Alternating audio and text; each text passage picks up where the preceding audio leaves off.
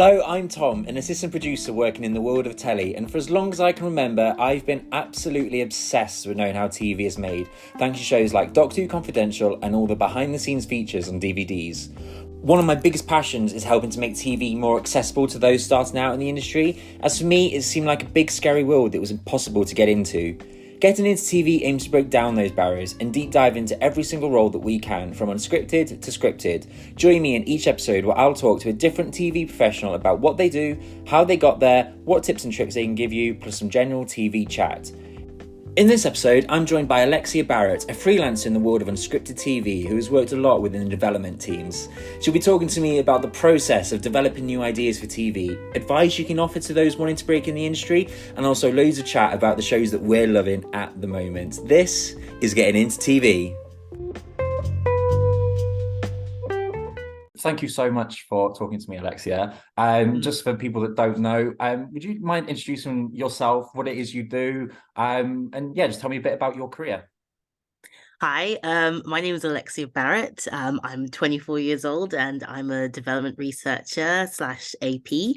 I mainly find really fun ideas and get some interesting access and kind of work towards what a commissioner or broadcaster wants to kind of get that content in and to develop some really fun, interesting series that you'd like to watch. And yeah, that's me. Honestly, I just remember when I first started working, like me and Alexia, she used to sit behind me in the old company I used to work at, and some of the stuff that you be developing and working up, it was just really, really random stuff, but it's really interesting. So hopefully you can tell us a bit about that. But I'd really like to know a bit about how you got into TV. Were there any training opportunities that you did, or do you know of any training opportunities that people listening could potentially look at to get into telly? Oh, there are so many training opportunities out there right now. I mean, Screen Skills are doing a trainee finder thing at the moment. So like if you're looking for a position in casting or development or, trying to get that next leg up or, into the industry, they have so many opportunities out there. So many free online training courses as well that you can just like pop onto. The NFTS are doing a ton of courses as well. They're a bit more pricier, but they are doing a career roadshow where they're coming to cities at the moment and you can kind of like pop in and they're like doing workshops on how you can get into specific roles and jobs. It's really cool. I'm going to the one in Bristol later this month. So that would be fun to just, kind of like I kind of want to attend the how to get into the third AD kind of position. I'm like, oh, I kind of want Really? to. I'm looking into it. I'm curious. I was like, yeah, but might be nice to pop into those workshops.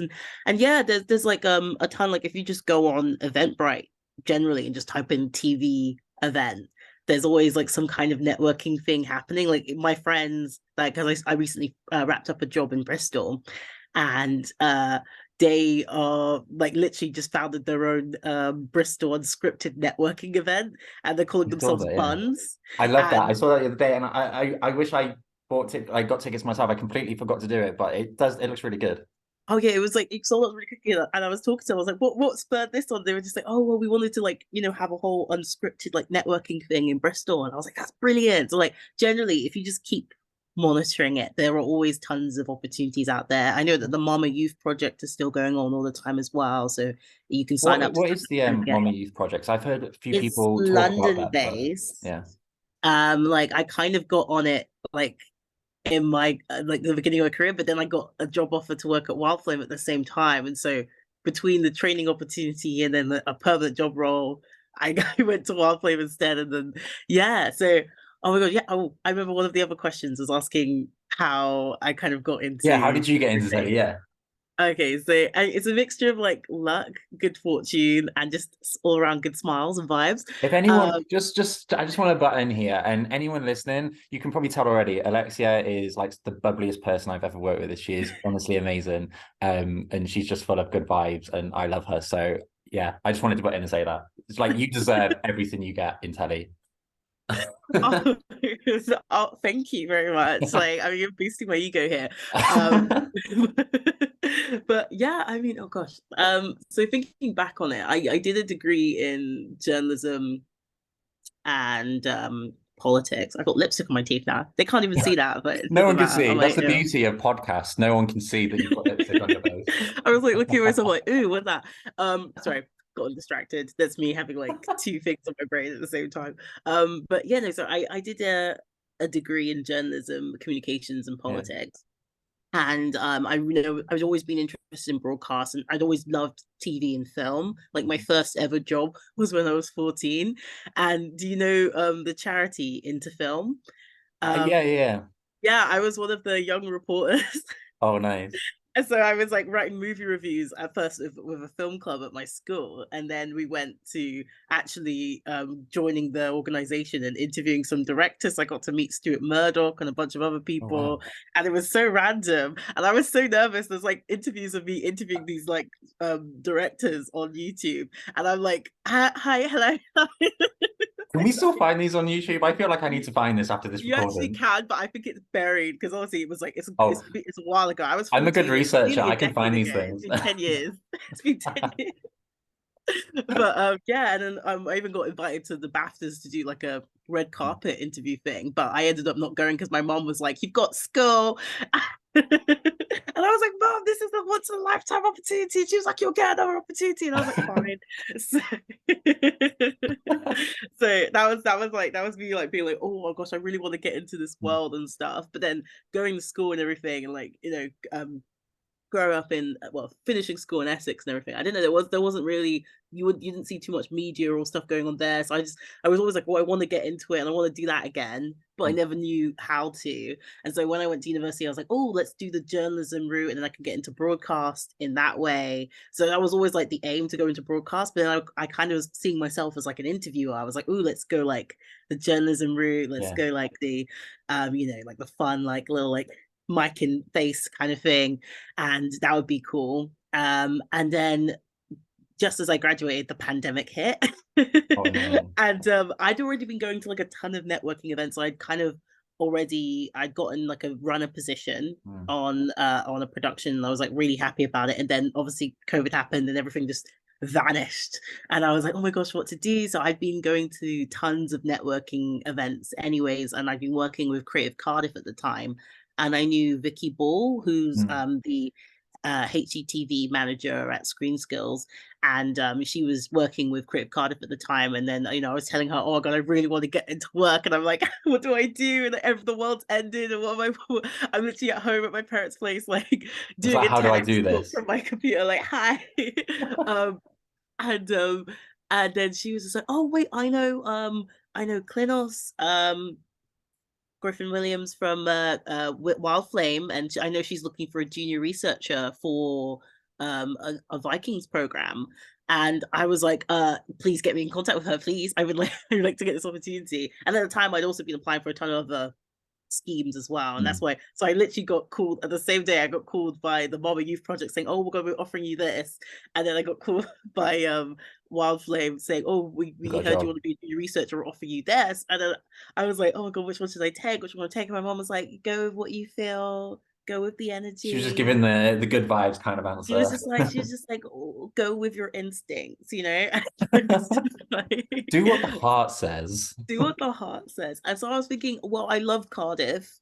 Yeah. And if I do the Mama Youth Project, like, I mean, I may never get an opportunity to go back to Cardiff again. I might end up just having a whole London-based career, which isn't bad, but it's just like, I missed it. I have lots of friends in Cardiff that were still living there as well. So I was like, okay, this is an opportunity to go back. And, if it doesn't work out, I can always do other stuff anywhere else. That's what happens. So it started off as a remote job, and Mm. I was like remotely being a researcher for this show. I didn't meet anyone until Wow. February.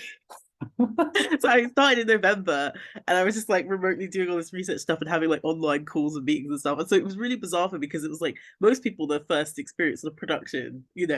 it's very different. For me, it was very much like I remember boxed my in. first day And on I a was like, is this production what I'm and it supposed to was, be doing? yeah, And my I first day don't on a know. production, it was an office full of, it was Crime Watch. And when I tell you it was a stressy environment, it was a stressy environment. You had like the execs all in one corner, you had the producers, you had the teams and the directors, and they were all kind of like, they were on the phones, they were all standing up, they were kind of like chucking things at each other, like notes and stuff. And I'm just there walking in being like, it felt like I was walking in, you know, the meme of the dog in their room with the burning room, and he's just stood there in the middle as it's all going on around him. That's what I felt. I was just there, I was like really wide-eyed, being like, oh my God, this is terrifying. So yeah, that was my first experience to telly. It was just carnage. Yeah, but the thing is, I didn't have that, so it was like so bizarre to me. And then when I came in February for the first time, and I met everybody at Wild Flame, and I was like, "Oh my God, hi!" And then that's when I saw the chaos firsthand. I was like, all the arguments that were probably happening, like in like passive aggressive emails, were happening in person. As per my last email. As per my So last email, but instead it was like, I disagree with you, and I was like, oh, okay. I was so like, you obviously you had that research job on the Viking production, and then I assume you went on to get your development stuff. So yeah, the Viking production, it was such a good idea. It was like a Smithsonian like series. I believe it was like a 4x60 reality TV living history show where you would have like real like life people going to Norway, living in a real Nordic settlement, Oh, cool. and like fighting it out and living like the real lives of Vikings.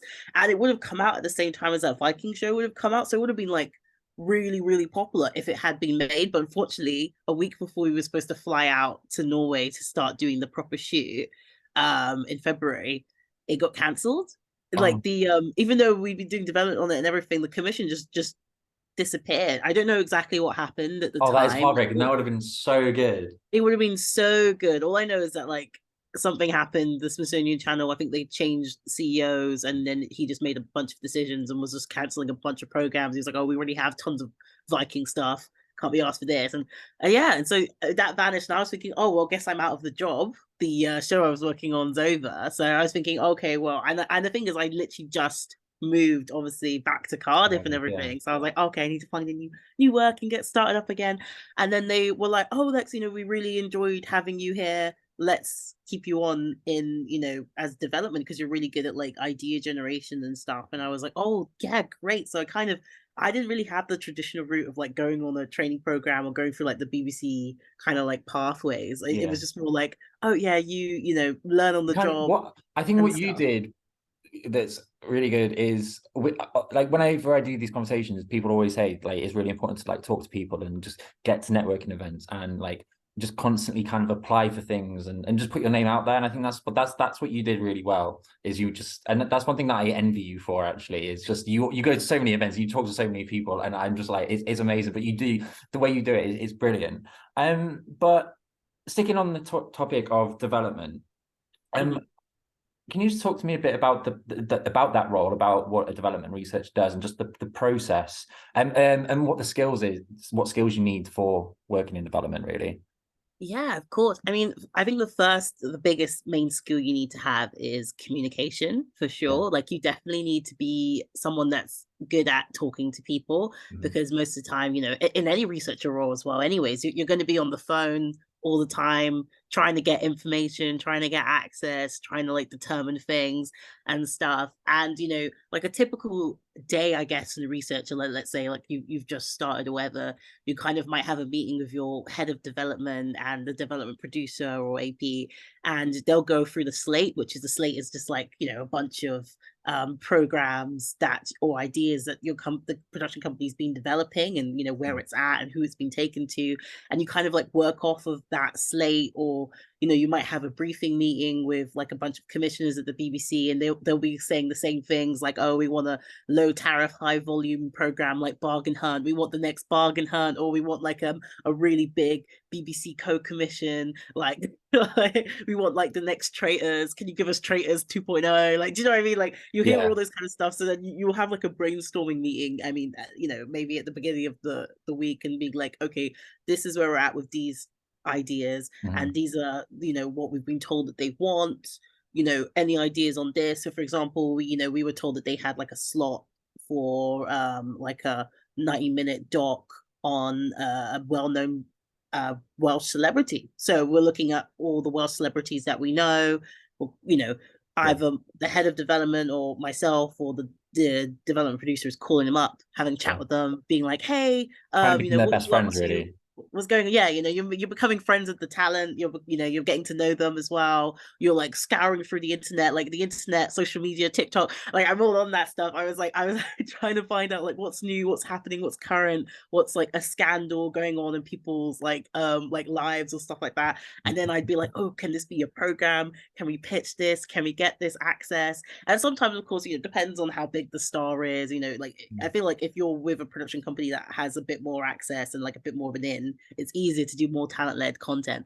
But like when you don't know those people, you're kind of trying to establish those lines. That's kind Yeah. of what I'm doing, really, just like finding stories, trying to establish like relationships with these contributors and the talent, and writing up a pitch and writing up an idea and putting the format into like a concise sentence and trying to summarize the show in one line that can captivate the commissioner and like sell it. Really, I'm a saleswoman.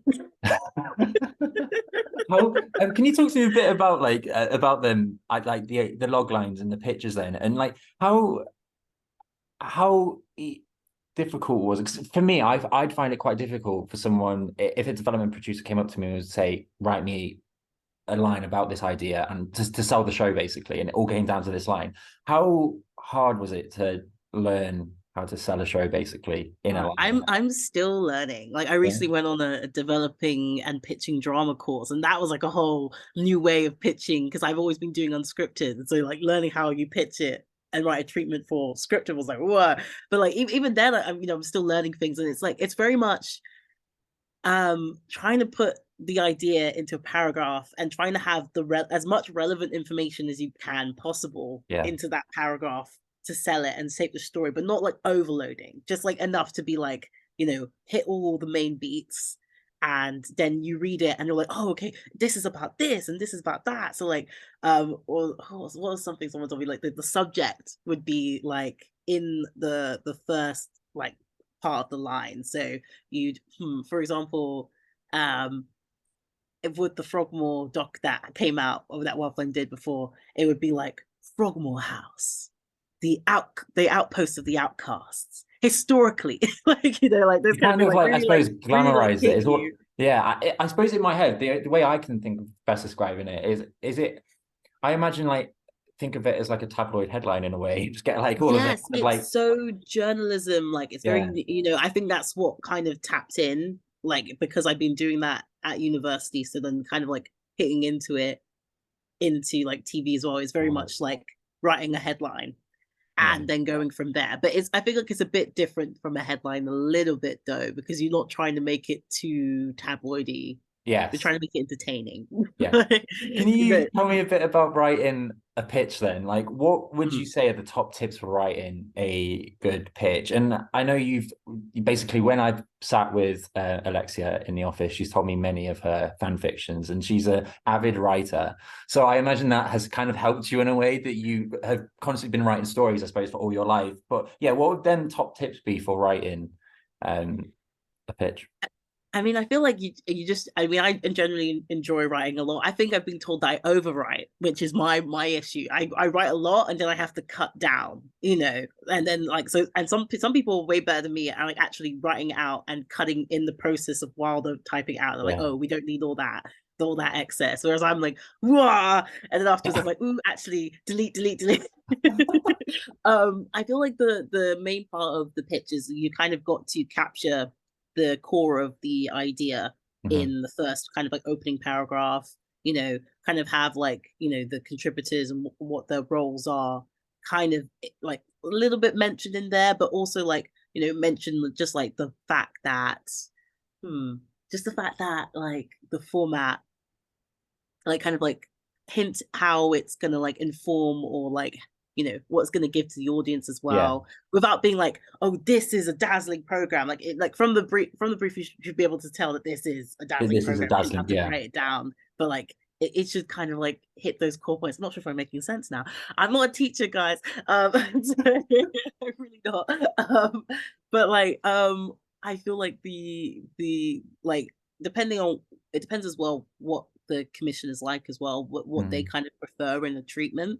So like if you're doing like a really big tender, it's a bit more different. Like they might ask for a lot more things in depth. Like they might ask for like all the contributors involved. Like we once did like S4C was looking for a interview type show, kind of like the David Letterman version of like a Welsh David Letterman interview style show. I So like that. we put in this tender for it, and we had like all these Welsh celebrities like lined up. We had like a budget. We had all the people who were going to be working on it as well Oh in that wow. treatment.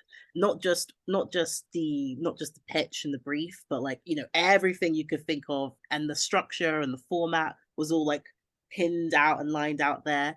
Whereas there were some ones I've done before, like the Legends of Welsh Sport one I worked on, that I initially wrote up and then Sam like refined and then like made it amazing.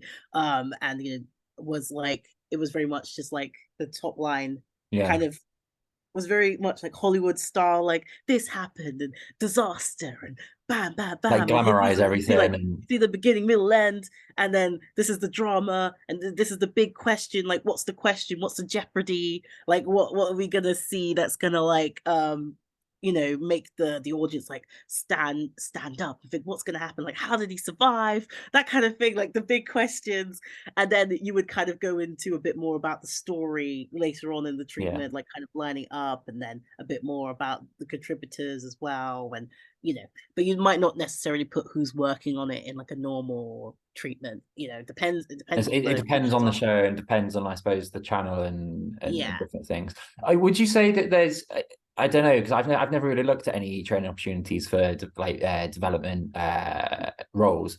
Is there stuff on like screen skills for like how to write a pitch and all that kind of stuff? Yeah, they have so many. Actually, look, when I first started, and I was getting into it, like, I hadn't written too many pitches myself. So obviously I was like, it's cool. I was like, I need to go on some courses to like kind of like teach myself up to speed. I said, and so I went on a screen skills course on how to write a factual pitch, and it Wow. was an online one. So I went on like I think 3 courses or just on writing proposals, factual TV proposals and pitches and like log lines and stuff. And that really kind of like shaped it up a bit. And even then, like, even when you think like you've done it for a bit, I said something to my head of development, and then she'd be like looking at it and be like, change, and she'd be like, you don't need to add all this stuff. And I was like, okay. Like you're always gonna end up having to like make some changes. It's never gonna be perfect, but it's good to like kind of like it's nice when you're in a team because everybody's like looking through everything and vetting Yeah. it out and No, definitely. make And sure I that think that's one yeah. nice thing is, from my experience, development is it tends to be not a massive team, but there's a few of you, which is nice. You're always bouncing ideas, which is good. Um, I know we're talking a lot about development, and that is kind of what you've been doing since you started. But from working with you, I know that obviously you do more than just your job, which has been development researching. But so when on set and when in a production, how important do you think it is to be adaptable? For instance, when we worked together on Amy Dowden's, you'd occasionally come over onto a shoot to assist with contributors or hold a boom mic or stuff like that. How important is it to be adaptable in telly?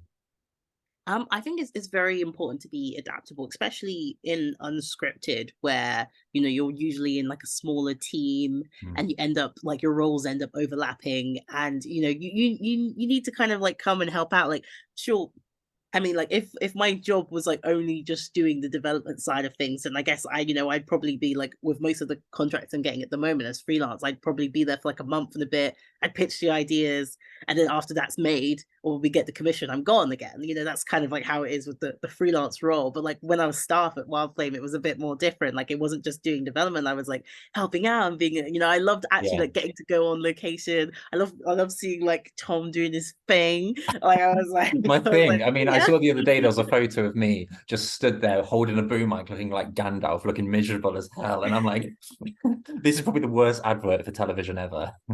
It was brilliant. I love it. I love being like on the location day because it's like especially when you're in the office most of the time, or you're like writing stuff out all the time. When you actually see it happening in person, Yeah. it's so exciting to see everything overlap. And so like I know I've gone on courses on how to self shoot, so I know how to like kind of help with like camera equipment. I know what they need. I know how to set up the sticks. So all the really basic things. I've helped hold the boom and stuff like that. I'm really interested in like just helping the production crew in general. I know how to do all the paperwork. I kind of was like kind of on the fence of going down like the production assistant production secretary Yeah. coordinator route at one point. So that's probably why they trust me a lot with paperwork.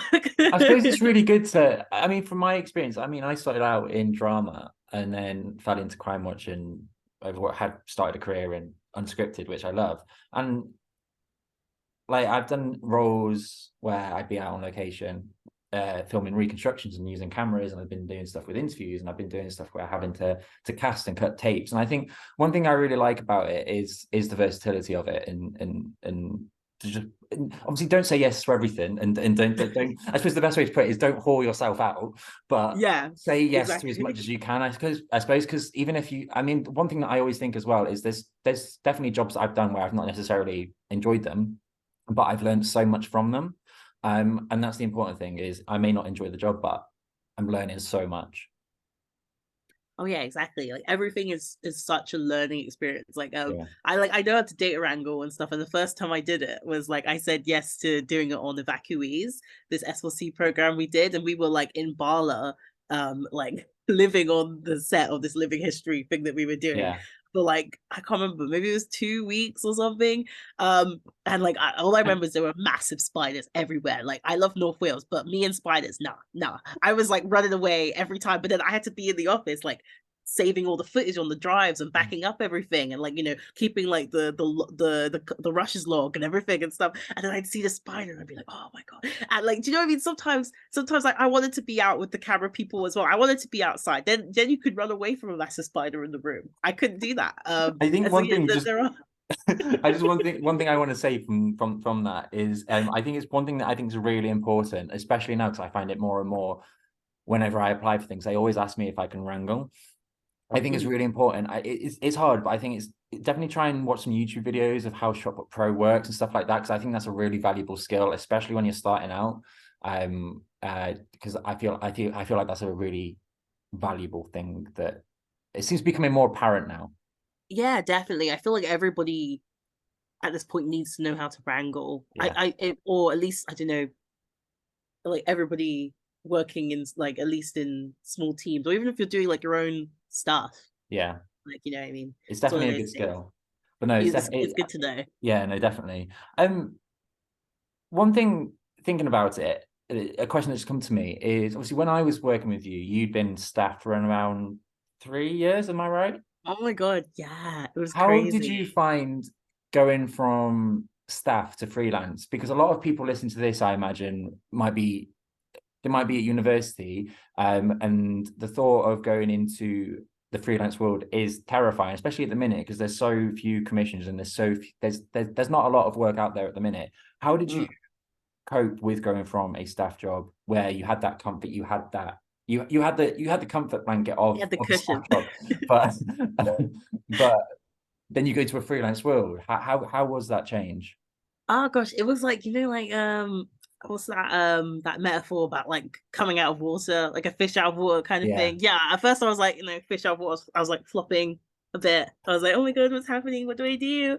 Um and I kind of went, I was like, I need to like prepare myself. I need to know what I want, what's going on, how do I get my next job. So I went on a ton of courses. I was already always going to networking stuff anyway. So I just let everybody with an arm and a leg and eyes in the industry know I can vouch for that I her on was this. She available. is when I said earlier that you literally, I'm like inspired by how many networking events you go to. You literally go to so many. Like you are literally always at them, just talking to people. I love it. I love it. I Yeah. love the free drinks. I love the I mean, that's partly the reason I've got that's the only reason I've got an RTS membership, so I can go to these events and get the free champagne. literally I love going to those little networking events. Like I mean the thing is like the worst anybody can ever say to you is no, or you know what I mean? So there's no reason not to like just like kind of like put yourself out there a bit. So Yeah. that's what I was doing. I kind of went on, like a little finance course as well that this guy called David Thomas, he does like a really good He is media. amazing. I've done a few of his courses when I was on a screen skills thing, and we've got another one coming up with the AP program, and I'm really excited because he has I mean, you have to pay to go on his courses, but on his website, I think if you just search David Thomas Finance or something like that, he Yeah, has he he has has a some lot of free ones documents as on there well. that is really good, and definitely for when I started out and I was like 19 going into a freelance world and terrified. Um But yeah, no, he simplifies it in a way that's understandable. Oh yeah, he's so organized and he offers like templates on everything. Like I'm using his invoicing template for everything. I mean, I personalize it a bit, I customize it, my little pink logo. Made myself a little pink logo. But I'm literally using like all his templates, all his cash flow forecast stuff, everything. It's like it's made my life like I've never been disorganized like ever. Like ever. So like it got me to like get my financial shit together, which is rare. Like if you could see the boot collection behind you, you know that that's rare for me. I mean, I'm the exact same. If I mean, I'm just showing Alexia my living room right now. These shelves are completely full of Doctor Who figures, and I can't afford to buy any more. I mean, there's more here. Just there's so many of them. I can't afford to buy any more. And me and my boyfriend were like, no, let's not go and buy anything because we need to save money. And what did we do? About half an hour before I started this recording with you, we went to B&M and bought another Dalek set. Brilliant. So I I have the need same this cash flow obsession, but thing. it's like Baby Yoda. I have four Adorable. of these guys. I have four Grogus. I have like a little the pile. You don't even want to see the amount of Pikachu's on my bed. I'm not giving you that embarrassment. I You love don't want to it. know. I but I have Anyway, like tell me, how did you cope with going freelance? oh yeah, sorry. I totally got distracted. um yeah, so how did I cover going freelance? Yeah, so at first like I was just letting people know. I kind of had coffees with a few Mhm. like production heads, like I was just like, hey, I really always wanted to work with a company. And so I kind of had some meetings with people, sent them my CVs. They've gone to a few speed networking things like at BBC Bristol and stuff. I know I've got to meet lots of heads of talents. I got in with Zoe Rushton, like I had a meeting with Sorrel Neal, Sophie Nutbrown, who's now the new talent exec at BBC Bristol, so I had a chat with her as well. And so yeah, I was just kind of like giving everybody that can possibly handle it on my CV. I just let them know I'm available. And, I did pretty good. I got some good recommendations here and there. It led me to doing a job at Bristol doing some development on the One Show films, which was great. I was like the first of a proper like thing. I was like, yay! That's So it's like exciting. kind of good because I'd gone freelance, but then I had a freelance gig still with Wild Flame because Yeah. I'd gotten while I was still doing development, I'd gotten one of my ideas and gotten commissioned, and I was like, well, if I'm going freelance, I would like to work on it basically in an AP type of role. And they were like, yeah. And I was like, yeah. And so That's I exciting. was doing that for like my first ever freelance gig was still at the company. I just finished that, which was so bizarre. So I didn't even feel like I'd left. And then when I went to Bristol, I was like, oh no, I've left. Like this is properly like this is the beginning, like this is the real beginning. It's um definitely being freelance is definitely like I love it. I mean, I'm very privileged at the minute where, as you know, I've got that AP program and I'm oh in a yeah, position which where like I've super got well security for done. 12 months. Thank you. Where I've got security for 12 months, but I've been in that position. When I finished Crime Watch in March of this year, I, I'm awful when I finish a job because I don't have something lined up. I will lie on the sofa behind me and just lie there for the whole day until Jack comes home, and I won't have eaten or done anything just because I really I'll obviously put my CV out and I've done stuff, but because I'm not getting anything back, I'm like I'm never going to work again. So them 3 weeks before I started on Amy Dowden, I was awful. I'm honestly when it comes to being freelance, I'm gonna have to take a leaf out of your book.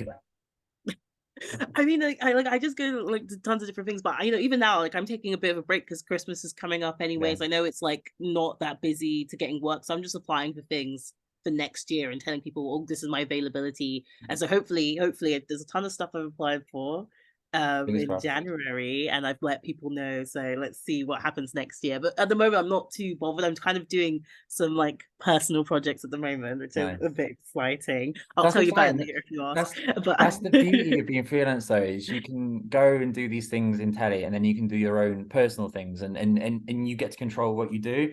But I think that's the most important thing to take away from that is and one thing that I've always been told on the program I'm doing now is to if you're interested in a show, like for instance, I listened to a podcast the other day called Believe in Magic, which was an amazing podcast. I really recommend you go and listen to it.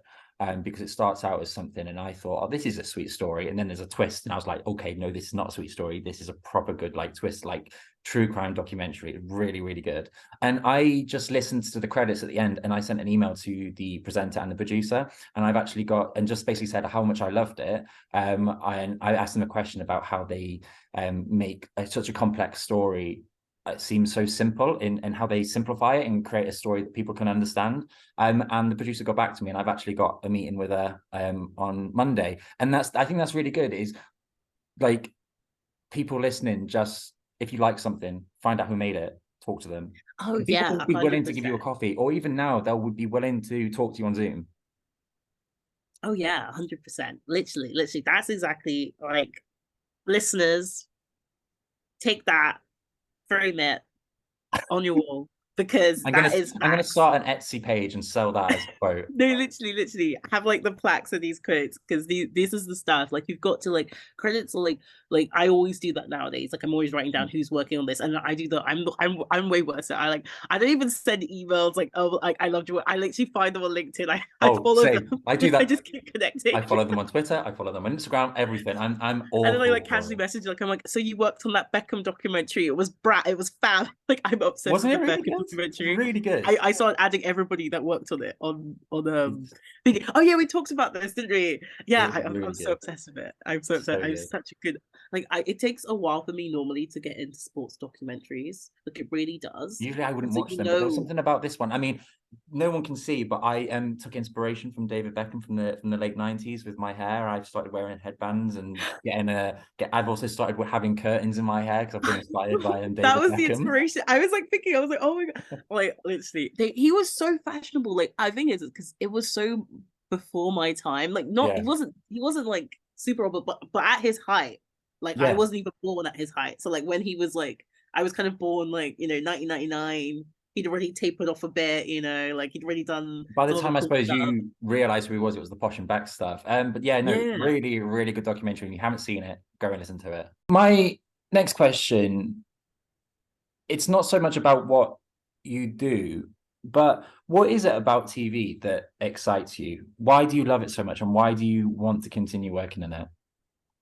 I think it's just magical. I feel like they're, especially in unscripted. I mean, I haven't had too much experience in scripted, but like, I always feel like there are so many stories to tell. There are so many interesting people. Like, every day, I'm just going out about my day. I talk to someone, and they have like the most inspiring, crazy story. And I'm thinking, does anybody else know about this? Like, has anybody else like experienced this? Like, is this being showcased, you know, around the world, of like Yeah. this like amazing story, whether it be a story about, being a refugee and, coming to Britain, or like stories of Windrush, to like stories of like, just regular stories about going through school, or like, about pride, about coming out, all that kind of stuff. I'm like, oh, powerful. Sorry, you couldn't see the weird spasm I just had, but like, I was just like, yeah, excitement. Like, it just makes me like so passionate about it. I've always like sometimes it does get a bit tough. Like, I'm like, oh my god, this is a long day. It's a long shoot day. This is like a long like thinking, thinking, oh, and sometimes you're thinking in comparison, like, my sister does real estate and everything, and then like she's like a surveyor and she makes like bank, right? And then we're Yeah. twins as well. So like, sometimes like I'm thinking to myself, like, should I change careers? Should I have like made that? But I'm like, no, I love it. I love it so much. Like, even on a tough day, I'm like, I see, when you see what you've made, or you meet the people, and they're like thanking you for like, filming with them, or like, having this opportunity, and you're just like, you made this magic happen. Like, it's like, TV is magic, film is magic. Like, there's just so much going on, and then being a part of the process and seeing how much goes into it, and people have no idea, like all the tiny little steps and the The intricate things people details. have no idea, the things we worry about. Yeah. Like I honestly, I can't think of anything right now, but I've worried about so many little things that is like, for instance, on a show that we worked on, and getting the talent food that they specifically like that is Oh, a it's so worry. stressful.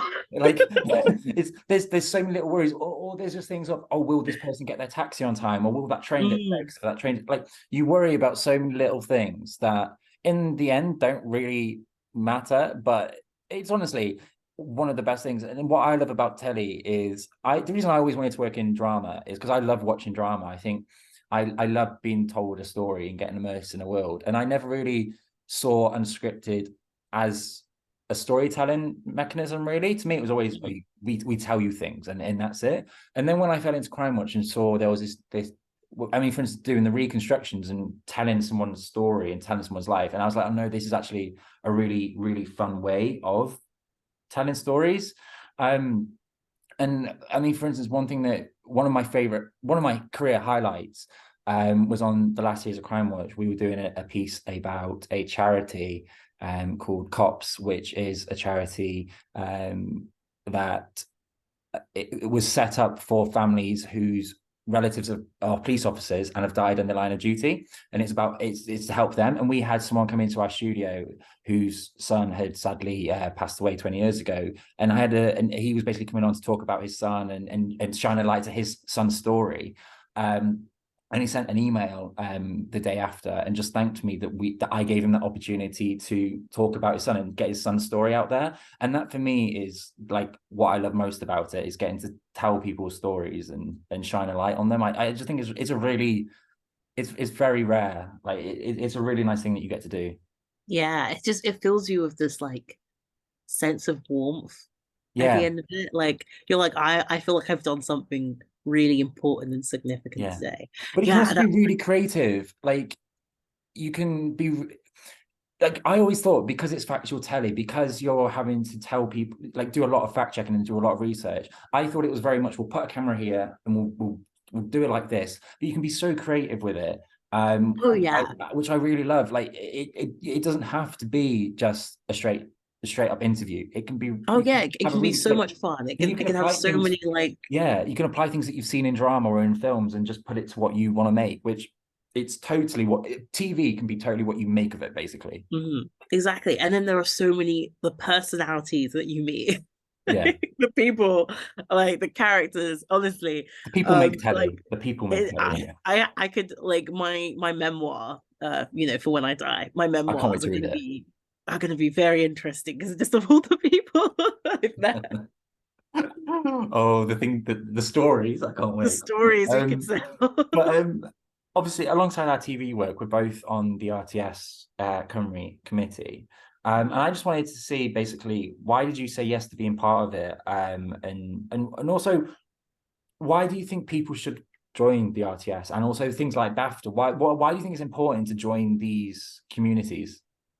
I mean, I think like the first reason why it's good to join these communities is to kind of see like the work that goes on behind the scenes a lot Mm, of the time. Like you're connecting with people in the industry on a different level than you had done before. Like I had superficially known what was going on around me, but I hadn't always been, when I was the beginning of my career, I wasn't like up to date with everything. I wasn't like, same. knowing what was happening, what was in this different company. I wasn't like, aware of all the events that were going on and all the opportunities as well that were out there for younger people and like for anyone just trying to get their break into the industry that could chat about it and go to these events and connecting with the industry on a different level. Like it's like those networking things, but like on a higher, like a Yeah. different scale. It felt deeper. It felt like, this resonance. I felt like I was in a community. I think that's the most That's a nice like thing, and I think that's really important because sometimes, I mean, going back to what we said before, is TV is obviously so much fun to make, but the long hours, it can sometimes, I suppose, feel lonely. Like you start early, you finish late, but when you have these networking events to go to, and you can go to screenings, and you start interacting with people that I suppose are on your level, but also within the same industry that you do, you start to build up that community, and it's really nice to. It's yeah, nice to talk to it's someone that such a good understands it. thing. Yes, someone that understands it. That's it. Like, Yeah. and yeah, it's so good to be in that room with people that kind of understand what you're doing and like, can help you and you can help them make Yeah. something brilliant and it opens doors as well. I found And like it also, opens doors. it's really important to say as well that these memberships, like you can become a member of BAFTA and you can become a member of RTS before you've actually got into the industry. You can be a student and be a part and go to these groups, and you can meet these people. For instance, like the RTS has their student award and stuff. Like it's accessible to others because we want to be there to, I suppose, inspire Mhm. and get people to contact, which is really nice. Which I think is really nice to have from these groups. Yeah, it's so good. And I remember the first RTS event I went to, and seeing all these young students there and getting recognized for their work and the smiles and just like meeting and networking with Yeah, people. And I was like, oh, this is it. This is the reason I'm here. Like, it just felt yeah, so good. And I feel like it's another thing. It's about representation as well and getting like younger voices out there and into the industry. Like, I feel like that's the reason why organizations like BAFTA and the RTS and having these memberships are so important, because I feel like the industry lacks sometimes this depth of like representation, new definitely. voices, and younger people having their insight into it. And this gives them the opportunity to, to do just that and to kind of put these new ideas out there. And you kind of see the landscaping shifting a little bit. No, definitely. Compared to when I started, I mean, I only started telly 4 years ago, which feels like ages ago because of telly hours. It just feels like decades ago. Feels so long ago. But I feel like I'll be getting in the Zimmer frame soon. But like when I Why started would we get then, that far?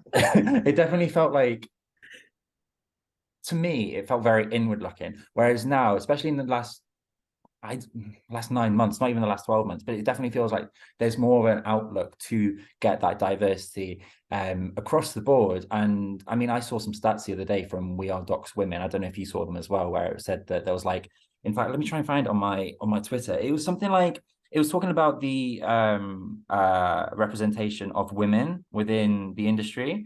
And it was honestly really shocking. I can't find the image right now, but these are really important stats. I want to get them up. Basically, the point I'm trying to make is the industry is open to change. And I think with people, especially at our level, we're really keen to, because we're so switched onto it, we're so keen to open the doors. Mhm. This is it. So the gender in factual television stats, the number of women directors falls to less than 1 in 4. So basically, 94% of series directors are men, 74% of directors are men, 73% of producer directors are men. And then when it goes down to your, I suppose, your lower levels like producer, assistant producer, researcher, then you have more women. So producer is 72%, assistant producer 76%, and researcher 68%. And it's just about, you don't have them women in the, I suppose, the creative roles. And it's just about changing that conversation, really. And that's the important thing about RTS and BAFTA and screen skills is Yeah. telly. If you want to listen to telly and you're terrified that you're not a white middle-aged man, you can do it. Believe me, you can get into telly. Honestly, I encourage everybody to join these organizations, like, regardless of backgrounds, because it really does, you know, You help allow change it. better diversity into the industry. Yeah, and it lets people, like, give yourself that platform. Like I did I had a talk the other day actually, because I do some talk. I go back to my alumni. You're an inspiration. I'm no inspiration. We're gonna have a They, statue they, of are- you they in just the. asked me because like the head of Tom Alberson from Jomac, he like asked me to come back sometimes to give career talks. Which, if you ever wanted to give a career talk, just pop him an email, be like, I want to give a career They're gonna build in a few years' time. They'll build a statue of you, just there with a camera on your shoulder. No statues, please, unless it's like of me looking hot. But I doubt that could be allowed in a street. So. But I suppose the point we're trying to get across is it like the one of the best ways we can make the industry more accessible and more diverse and basically make a better representation of the world we live in is by joining these places and attending talks and just talking to people and just basically like email as many people as you can and annoy them and Annoy the hell out of people. yeah. Annoying people is the best thing that you can do. And And they remember you. I'm sure Alexia will happily have you annoy her. Oh yeah, totally. I say to everybody, add me on LinkedIn, right? I'm amassing a following. I'm gonna be a LinkedIn It's influencer like by you're the end of the collecting year. Like, cards. It's like you're collecting Pokemon cards and you need to collect them all. oh my god, yeah, it's gonna catch them all. So what do you hope to do next then? What is your like aspirations for the Oh, future? I'm doing so many things. All right, you're gonna be like, Alex, shut the fuck up. Like, oh, sorry, am I allowed to swear on this? Oh, you can do what you want. I mean, yeah, Okay. I'm sorry. I feel like if we didn't swear, it would not be an accurate representation of the television industry. I was gonna say, oh, Lex, you potty mouth. Like, when I was gonna listen to this podcast and be like, I didn't raise you like this. But like no, so I'm doing a ton of little fun things. So okay.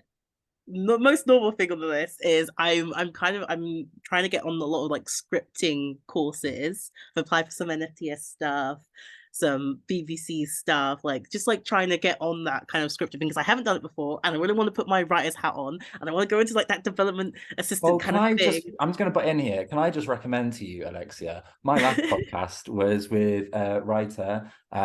So I highly recommend you go and listen to that. And also anyone Oh, okay. listening, if you want to get into writing, go and listen to that. I just need to shamelessly plug myself.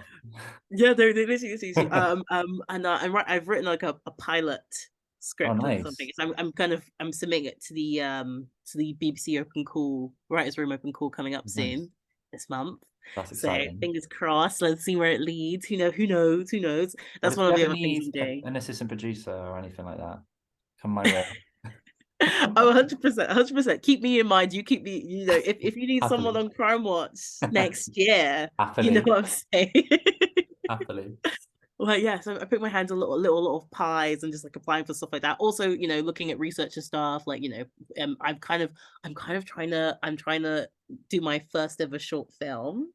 So Nice. I applied for It's My Shout and I got shortlisted and I came in for an interview with them, but I didn't get it, unfortunately. They said they said it probably wouldn't be within their budget to make that film because there was a part where there'd be some filming in Italy, but I was like offering them cost effective options. I was like, I was like, I have a friend. She's a DOP. She lives in Italy. She could do that stuff for us. I mean, like, it was just beyond the budget, I guess, Yeah. for a 10-minute, 15-minute film. So now I'm crowdfunding for it. So me and my friends are crowdfunding for it. We're going to try and make something. It's really fun. It's going to be about my friend who's a para swimmer from Italy and how she's settled Mm. in Wales and she's restarting her swimming career in Wales. And it's going to be really fun. I kind of contacted like the Swim Wales people, and I've been meeting all these like Welsh swimmers, and so I really want to like make it and stuff. So at the moment, I'm just trying to get some money in the pot to do some filming for that. And who knows, I could be like the next Christian Cargill with my Heart Valley, except mine would be like the swimming. swimming. Well, the working title at the moment is Against the Current, but there's another swimming short film with that same name, so I'm trying to work out Let's just change get the rid of that title. short film and we'll just let you have the name. We'll just But blacklist like, it. yeah. So I'm kind of working on that, doing some crowdfunding for it. I think it's gonna be Nice. really, really fun. Hoping to do this, like get some filming for it, um, done near the end of the year slash beginning of the year. I think it'll be really cool. But yeah, just trying to raise money. So I'm starting a crowdfunding page. I'll send you the link later if you wanna promote it. I will do that. I will be promoting it. If anyone wants to go and have a look, please head on over to just type Getting Into TV on Twitter and Instagram, and you'll find it. And I'll post that link there. That all sounds Oh, really exciting. yeah. So Do you it's see super, what I super mean? exciting. People like anyone listening, do you see what I mean? Like she doesn't stop, and it's so It is. inspiring. And It's gonna be honestly, so much fun. I'm really excited for it. it's so Um, exciting talking to you.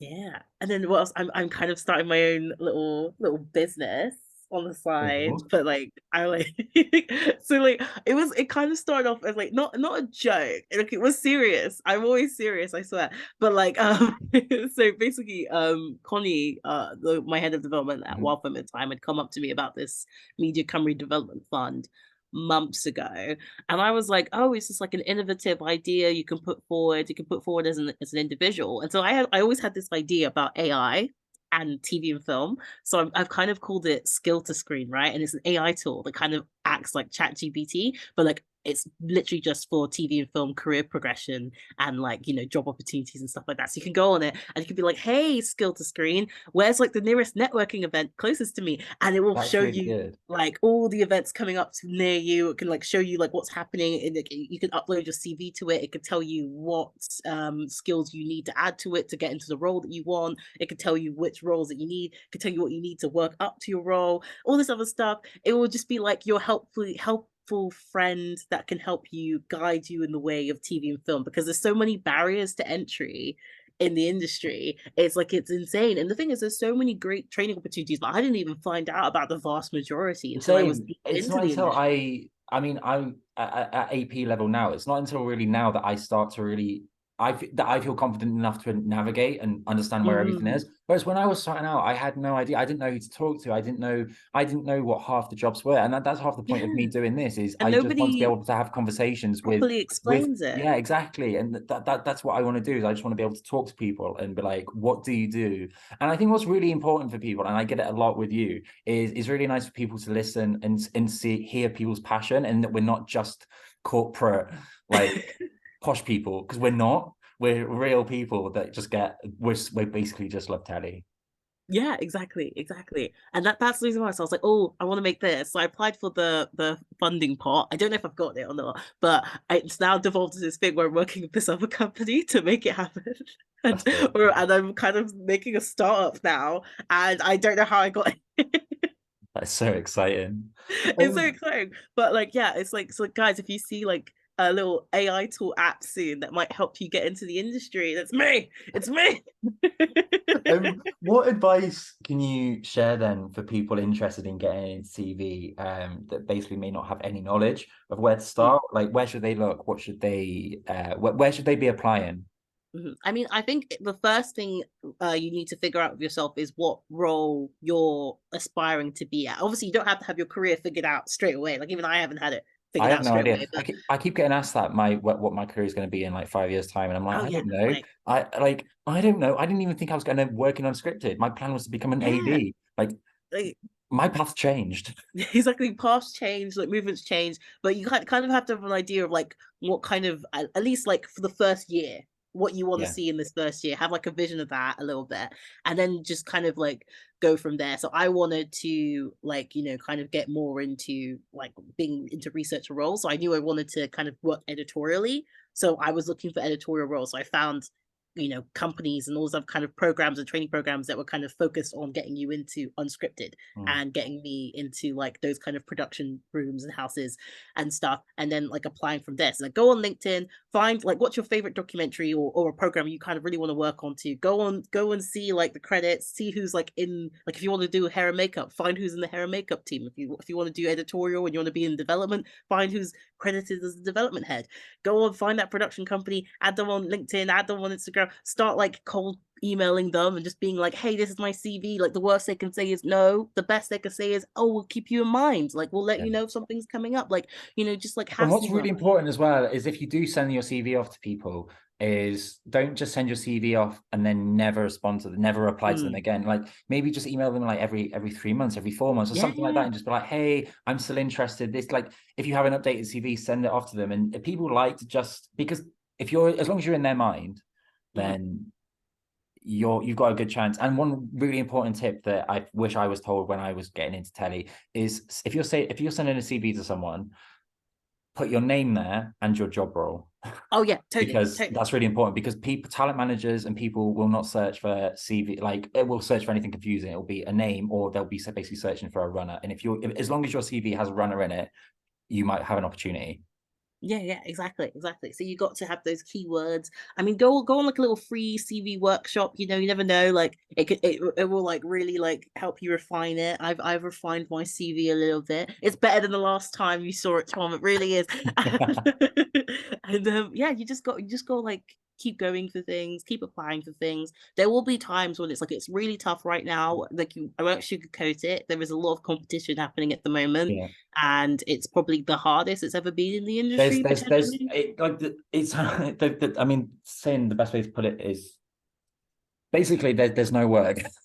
There's no commission at the There's minute. nothing There's been made. because of everything that happened in COVID. Like Telly just they showed everything, and then they made loads of stuff, and now they got no money. So it's a tough few months, but definitely just commit to it, and it will happen one day. I mean, it's one of my friends who I went to uni with really wanted to get into telly.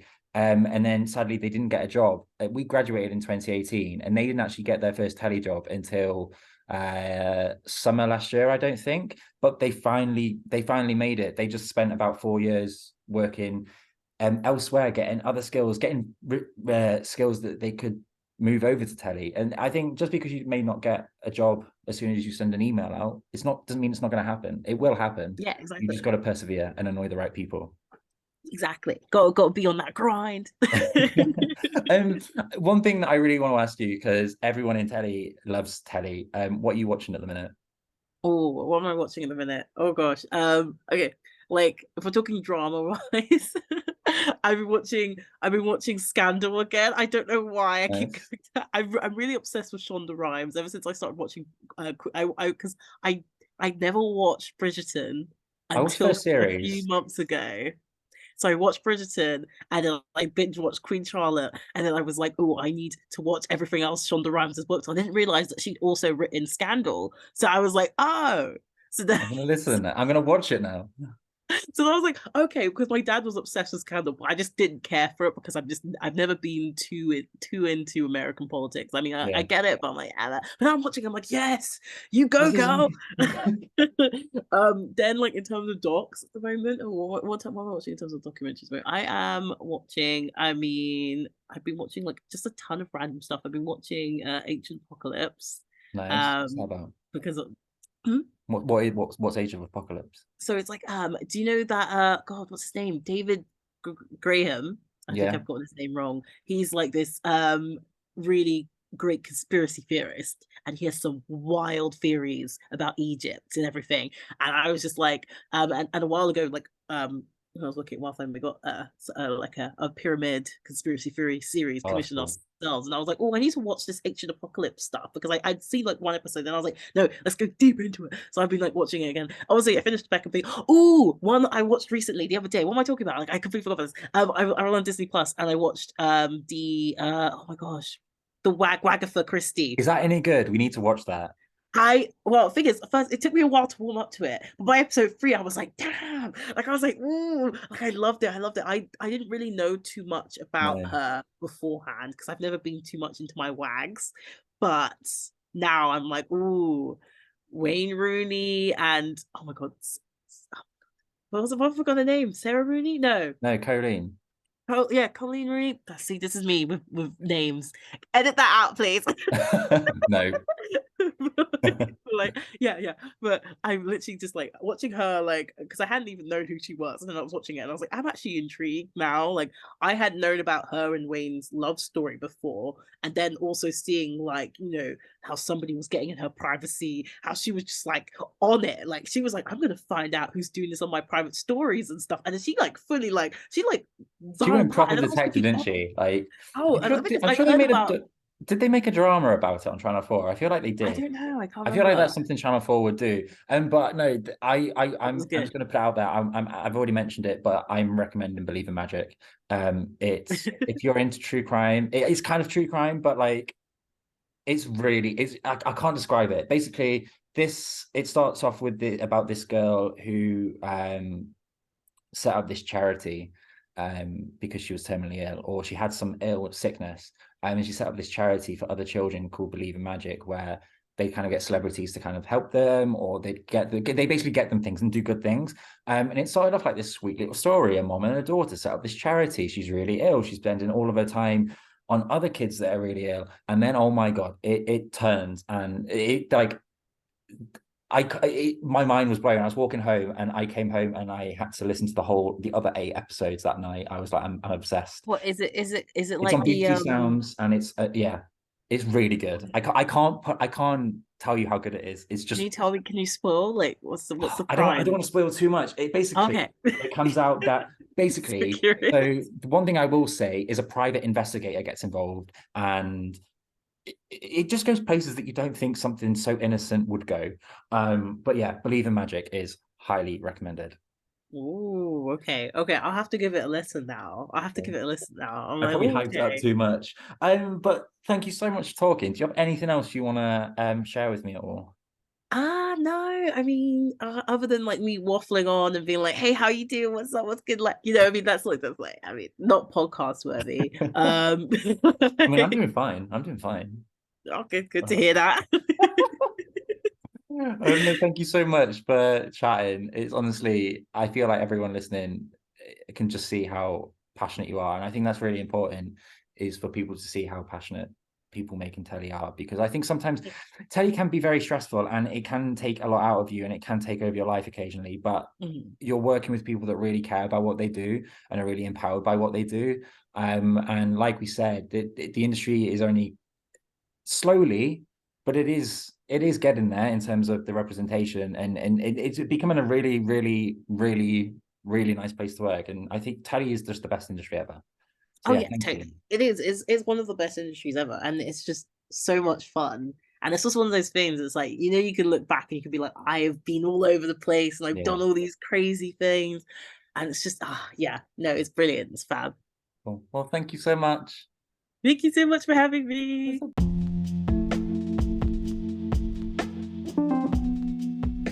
Thank you so much for listening. I really hope you enjoyed the episode this week. It was an absolute pleasure getting to talk to Alexia about what she does. I could chat to her all day. For me, she's exactly how everyone in telly should be. She's passionate and empowered by what she does, and I just honestly think she's an inspiration. And she's probably embarrassed for me to say that, but genuinely, I think she's amazing and she's going to do some amazing things.